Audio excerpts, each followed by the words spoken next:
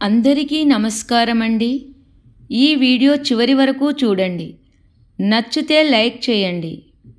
మనము ఎంత బీదవారమైనా సరే, తినడానికి తిండి లేకపోయినా సరే, ఎంత కష్టం వచ్చినా సరే, కటిక దరిద్రులమైనా సరే, ఈ ఐదుగురిని మాత్రము సహాయము చేయుమని అడగవద్దని పెద్దలు చెబుతున్నారు. మహాభారతములో భీష్మాచార్యుల వారిని భక్తితో నమస్కరించి ధర్మరాజు ఇలా అడుగుతాడు: పితామహ, మీరు సర్వజ్ఞులు, మీకు తెలియందంటూ ఏమీ లేదు. మీకు అన్ని విషయాలు తెలుసు. కావున మనము జీవితంలో ఎవరిని సహాయం అడగవచ్చు, ఎవరిని సహాయం అడగరాదు. మీరు సర్వజ్ఞులు కాబట్టి మీరు చెబితే వినాలి అనుకుంటున్నాము. ధర్మరాజు అడగగానే భీష్మాచార్యుల వారు చిరునవ్వు నవ్వి, ధర్మరాజా, ఎన్ని కష్టాలు వచ్చినా, దారిద్ర్యం వచ్చినా, ఎన్ని సమస్యలు వచ్చినా, ఆకలితో అలమటించిపోయినా కానీ నేను చెప్పబోయే ఈ 5 మంది దగ్గర సహాయము అడగకూడదు. ఈ 5గురిని సహాయం అడిగినట్లయితే జీవితంలో కష్టాలు తప్పవు, అవమానాలు తప్పవు, జీవితము సతమతమైపోతుంది. ఈ కథను వినుమని భీష్మాచార్యుల వారు ధర్మరాజుకు చెబుతున్నాడు. ధర్మరాజా, పూర్వము ఒక అడవిలో 2 కాకులు ఉండేవి. ఒక ఆడకాకి, ఒక మగకాకి. ఇవి చాలా ప్రేమగా ఉండేవి. ఒకరిని విడిచిపెట్టి ఒకరు ఉండేవారు కాదు. అడవిలో దొరికినవి తింటూ ప్రేమగా సంతోషముగా ఉండేవి. ఎప్పుడూ సంతోషంగా ఉండలేము కదా, ఒక్కొక్కసారి కష్టాలు కూడా వస్తాయి.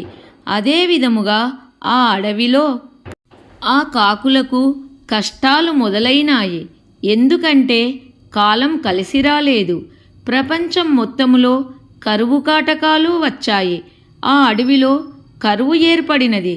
అప్పుడు ఈ 2 కాకులు అడవంతా తిరిగాయి, కానీ ఎక్కడా ఆహారం దొరకలేదు. ఈ విధముగా 4 రోజులు ఆహారం తినకుండా ఉన్నాయి ఆ కాకులు. అప్పుడు ఆ కాకులు అడవంతా తిరిగి తిరిగి ఆహారము దొరకక నీరసించిపోయాయి. ఆడకాకి చెట్టు మీద కూర్చొని ఏడుస్తూ ఉంది. నాకు చాలా ఆకలిగా ఉంది, నీరసించిపోయాను, నేను ఇక బ్రతకలేను అని ఏడుస్తూ ఉంటే మగకాకి అంటుంది, నీకు ఏమీ కాదు, నేను ఎలాగైనా వెళ్ళి నీకు ఆహారం వెతికి తీసుకొని వస్తాను అని ఆడకాకి మగకాకి ధైర్యం చెప్పి, నేను వచ్చే వరకు ఈ కొమ్మ మీదనే కూర్చో, నేను అడవిలోకెళ్ళి వెతికి ఆహారము తీసుకొని వస్తాను అని చెప్పి అడవిలోనికి కాకి వెళ్ళిపోయింది. కాకి వెళ్ళిపోగానే చెట్టు కొమ్మ మీద కూర్చున్న ఆడకాకి ఉన్న చెట్టు దగ్గరికి ఒక నక్క వచ్చింది. నక్క నోటిలో మాంసం ముద్ద ఉంటుంది. పైన కూర్చున్న ఆడకాకి నక్క నోటిలో ఉన్న మాంసపు ముద్దను చూస్తుంది. నక్కతో అంటుంది, ఓ మిత్రమా అని పిలుస్తుంది. ఆ పిలుపు వినగానే నక్క పైకి చూస్తుంది. కొమ్మపైన కూర్చున్న కాకి కనబడుతుంది. నక్క ఏమిటి అని అడుగుతుంది. అందుకు కాకి, ఓ మిత్రమా, నేను 4 రోజుల నుండి ఆహారం లేకుండా ఉన్నాను. నాకు చాలా ఆకలిగా ఉంది. ఎగరడానికి కూడా శక్తి చాలడం లేదు. అందుకని నీ నోటిలో ఉన్న మాంసపు ముద్దను నాకు ఇచ్చినచో నేను ఆకలిని తీర్చుకుంటాను. దయచేసి ఆ మాంసం ముద్దను ఇవ్వమని బ్రతిమాలుతుంది. దండం పెడతాను అని నక్కతో అంటుంది. కాకి అలా అనగానే మొదలే జిత్తులమారి నక్క మనసులో అనుకుంటుంది, ఇక్కడ కరువు ఏర్పడింది. నా నోటిలో ఉన్నది చిన్న మాంసం ముద్ద. ఈ మాంసము నేను తిన్నచో నా ఆకలి తీరదు. కావున ఏదో ఒక ఉపాయం ఆలోచించి కాకిని కూడా కిందికి రప్పించి తింటే నా ఆకలి తీరుతుంది అని ఆలోచించింది నక్క. జిత్తులమారి నక్క అంటుంది కాకితో, ఓ మిత్రమా, నువ్వు కిందికి రా. అలా మీద కూర్చుంటే నీకు నేను ఈ మాంసం ముద్దను ఎలా ఇవ్వగలను? ఆకలిగా ఉన్నవారికి ఆహారం పెట్టినచో ఎంతో పుణ్యము అని విన్నాను. నీకు నేను ఈ మాంసం ముక్కను ఇస్తాను అని అంటుంది. అలాగే మిత్రమా అని కాకి క్రిందికి ఎగిరే సమయములో మగకాకి దిగడానికి రెడీగా ఉన్న దానిని చూసి కావు కావుమంటూ దగ్గరికి వచ్చి ఆడకాకితో, నీవు అలా కిందికి దిగకు, అక్కడే ఉండు అని అనగానే ఆడకాకి అంటుంది, నీవు ఎందుకు అలా అంటున్నావు? నాకు నక్క మాంసం ముక్క ఇస్తానంటుంది. నాకు చాలా ఆకలిగా ఉంది. దయచేసి కిందికి దిగవద్దు. అది మొదలే జిత్తులమారి నక్క. నువ్వు కిందికి దిగగానే అది నిన్ను చంపి తినేస్తుంది. దయచేసి కిందికి దిగవద్దు అనగానే ఆడకాకి అంటుంది, నాకు మాంసం ముక్క ఇస్తానని నక్క మాట ఇచ్చింది, కావున నేను దిగుతాను అంటుంది. మగకాకి అంటుంది, అది మన శత్రువు, కావున మన శత్రువు దగ్గర మనము ఆకలితో ఉన్నా సరే సహాయమును అడగకూడదు. అది మొదలే జిత్తులమారి నక్క, కావున నీవు కిందికి దిగవద్దు అంటుంది మగకాకి. అయినా సరే నాకు ఆకలిగా ఉంది, నేను కిందికి దిగుతాను అంటుంది ఆడకాకి. అప్పుడు మగకాకి ఆడకాకితో, నేను ఒక కథ చెబుతాను, విను. విన్న తర్వాత నీకు ఇష్టం ఉంటే దిగు అని అంటుంది మగకాకి. ఆడకాకితో కథ చెబుతూ ఉంది. పూర్వము ఒక అడవిలో ఒక చెట్టు పైన ఒక పక్షి గూటిలో గుడ్లను పెడుతూ ఉండేది. గుడ్లను పెట్టిన తర్వాత ఆ పక్షి అడవిలోకి ఆహారం కోసం వెళ్ళిపోయేది. ఎప్పటి నుండో అదే చెట్టు కింద ఉన్న ఒక పాము ఆ పక్షి వెళ్ళగానే చెట్టుపైకి తొందరగా పాకుచూ ఆ గుడ్లను తినివేసేది. పక్షి గూటికి వచ్చేసరికి ఆ గుడ్లు ఉండేవి కాదు. ఇలా చాలాసార్లు పక్షి గుడ్లను గూటిలో పెట్టడం, పాము వచ్చి ఆ గుడ్లను తిని తన పుట్టలోకి వెళ్ళడం జరుగుతూనే ఉండేది. ఆ పక్షి చాలా చింతిస్తూ, నేను గుడ్లు పెట్టిన ప్రతిసారి నా గూటిలో గుడ్లు ఉండడం లేదే అని ఏడుస్తూ ఉన్నది. ఇలా పక్షి ఏడుస్తూ ఉండగా ఒకరోజు అక్కడికి ఒక కొంగ వస్తుంది. పక్షిరాజా, ఎందుకు ఇలా చాలా ఏడుస్తున్నావు అని అడుగుతుంది. అప్పుడు పక్షి చెబుతుంది, ఓ మిత్రమా, నేను నా గూటిలో గుడ్లను పెట్టి ఆహారం కోసం వెళ్ళి వచ్చి చూసేసరికి నా గుడ్లు కింది పుట్టలో ఉన్న పాము మింగేస్తుంది. ప్రతిసారి గుడ్లను పుట్టలో ఉన్న పాము మింగేస్తుంది. నాకు సంతానం లేదు, అందుకే ఏడుస్తున్నాను అని కొంగతో పక్షి చెబుతుంది. అప్పుడు కొంగ అంటుంది, ఓ మిత్రమా, నిన్ను చూస్తే నాకు చాలా బాధవుతుంది. మనము ఆ పామును కండబలముతో ఎదిరించలేము, కావున బుద్ధిబలముతో దానిని చంపగలము. నీవు బాధపడకు అని చెబుతుంది. నీవు కొద్దిసేపు ఇక్కడే ఉండు, నేను మళ్ళీ వస్తాను అని చెప్పి కొంగ అక్కడి నుండి వెళ్ళిపోతుంది. సరాసరి కొంగ చెరువు దగ్గరికి వెళ్ళుతుంది. చెరువులోని చేపలను ఒక్కొక్కటి ముక్కుతో కరుచుకొని వచ్చి ఒక పొదలో ఉన్న ముంగీస దగ్గర వేస్తూ ఉంటుంది. అలా చేపలన్నిటినీ ఒక్కొక్కటి చొప్పున పాము ఉన్న పుట్ట వరకు వేస్తుంది. పొదలో ఉన్న ముంగీస నిద్ర లేచేసరికి అక్కడ ఉన్న చేపలను చూసి ఒక్కొక్కటి చొప్పున తినుకుంటూ పాము ఉన్న పుట్ట వరకు వస్తుంది. అదే సమయంలో పాము బయటకు వస్తుంది. బయటకు వచ్చిన పామును చూసి ముంగీస కోపముతో పామును చంపేస్తుంది. పైన ఉన్న పక్షి పామును చంపేసినది చూస్తూ చాలా సంతోషిస్తుంది.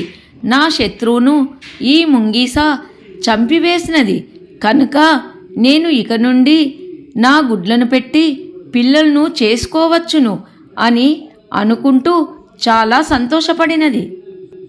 ఆ పక్షి సంతోషముతో పామును చంపిన ముంగీస దగ్గరికి వచ్చి, మిత్రమా, నా శత్రువును చంపిన నీకు కృతజ్ఞతలు అని చెప్పగానే ముంగీస ఏమీ ఆలోచించకుండా కోపముతో ఆ పక్షి యొక్క గొంతు పట్టుకొని కొరికేస్తుంది, ఆ పక్షిని చంపేస్తుంది. ఇలా కృతజ్ఞత చెప్పడానికి వెళ్ళిన పక్షిని ముంగీస తన పండ్లతో పక్షి యొక్క గొంతును కొరికి చంపివేసినది అని ఈ కథను ఆడకాకి మగకాకి చెబుతున్నది. చూశావా, కృతజ్ఞత చెప్పడానికి వెళ్ళిన పక్షిని ముంగీస చంపివేసింది. అందుకని ఎట్టి పరిస్థితులలోనూ మన శత్రువు దగ్గరికి సహాయం కోసము వెళ్ళరాదు. మన శత్రువులు మనకు సహాయం చేసినా కూడా ఎప్పుడైనా మనని ఇబ్బందుల పాలు చేస్తారు. శత్రువుల దగ్గర చేయి చాచడం, సహాయం చేయమనడం చేయరాదు అని మగకాకి ఆడకాకితో చెప్పినది. మరి ఒక విషయం, దొంగతనం చేసేవారి దగ్గర మనము సహాయం చేయమనరాదు. దొంగల దగ్గర ఉన్న ధనమును కానీ ఐశ్వర్యమును కానీ అప్పుగా తీసుకోరాదు. అప్పు తీసుకున్న మనకు ఎప్పుడైనా ప్రమాదమే. ఎందుకంటే దొంగ పోలీసులకు కానీ రాజభటులకు కానీ దొరికినప్పుడు నా దగ్గర ఉన్న ధనముతో పాటు వీరికి కూడా ఇంత ఇచ్చాను అని మన పేరును కూడా చెబుతాడు. వాడు మన పేరు చెప్పినట్లయితే వానితో పాటు మనము కూడా శిక్ష అనుభవించవలసి వస్తుంది. అందరి దృష్టిలో మనము చెడ్డవారమైపోతాము. అందుకని ఎప్పుడు కూడా దొంగల దగ్గర సహాయము తీసుకోరాదు.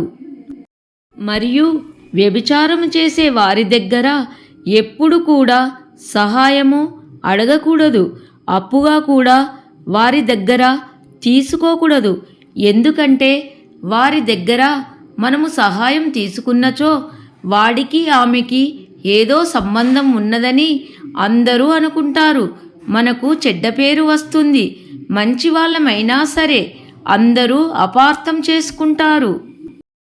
వ్యభిచారం చేసే స్త్రీ దగ్గరికి కూడా ఆడవారు వెళ్ళితే ఆమెకు ఏదో సంబంధం ఉన్నది, ఆమె వ్యభిచారం చేస్తుంది కాబట్టి ఆమెకు ఏదో సంబంధం ఉన్నది, ఆమె వ్యభిచారం చేస్తుంది కాబట్టి ఈమె కూడా చేస్తుందేమో అని చెడ్డ పేరు వస్తుంది. ఈమె కూడా అలాంటిదేమో, లేకపోతే ఆమె దగ్గరికి ఈమె ఎందుకు వెళ్తుంది? మంచివారైనా సరే కానీ సమాజంలో చెడ్డ పేరు వస్తుంది. తర్వాత గర్వం ఉన్న వారి దగ్గర సహాయము ఆశించకూడదు. ఆకలితో చనిపోయినా సరే గర్విష్ఠులైన దయాదుల వద్ద ఏ సహాయమూ తీసుకోవద్దు. వారు పైకి మనతో మంచిగా మాట్లాడినా, మంచిగా కనిపించినా కొంచెమైనా మనపైన ఈర్ష్యాద్వేషము ఉంటుంది వారికి. గర్విష్ఠులైన దాయాదుల వద్ద మనము సహాయం తీసుకున్నచో వారు అందరికీ చెబుతారు, వాడు తిండికి లేదురా, నా దగ్గర అప్పు తీసుకున్నాడు, రేపో మాపో దివాలా తీసేటట్టు ఉన్నాడు అని లేనిపోనివి కల్పించి చెబుతారు. అందువలన వారి దగ్గర సహాయము ఆశించకూడదు. తర్వాత ముఖ్య విషయం ఏమనగా తాగుబోతుల దగ్గర సహాయము తీసుకోకూడదు. చేయి చాచి అడగకూడదు. వారిని నమ్మకూడదు. వారు తాగినప్పుడు ఏదో ఒకటి వాగేస్తూ ఉన్నవి లేనివి చెబుతారు. దానితో మనకు చెడ్డ పేరు వచ్చే అవకాశం ఉన్నది. కాబట్టి వారి దగ్గర కూడా సహాయము తీసుకోకూడదు. భీష్ముడు అంటున్నాడు, విన్నావా ధర్మరాజా, కాకి చెప్పిన నీతి కథ. అందువలన ఎట్టి పరిస్థితుల్లోనైనా ఈ 5 దగ్గర చెయ్యి చాచి సహాయము అడగకూడదు అని చెప్పగానే ధర్మరాజు చాలా సంతోషించాడు. మనము వీటిని అర్థం చేసుకున్నచో జీవితము ఎంతో సంతోషకరముగా ఉంటుంది అని పెద్దలు చెబుతున్నారు. ఈ వీడియో మీకు నచ్చినట్లయితే తప్పనిసరిగా లైక్ చేయండి. అందరికీ ధన్యవాదములు.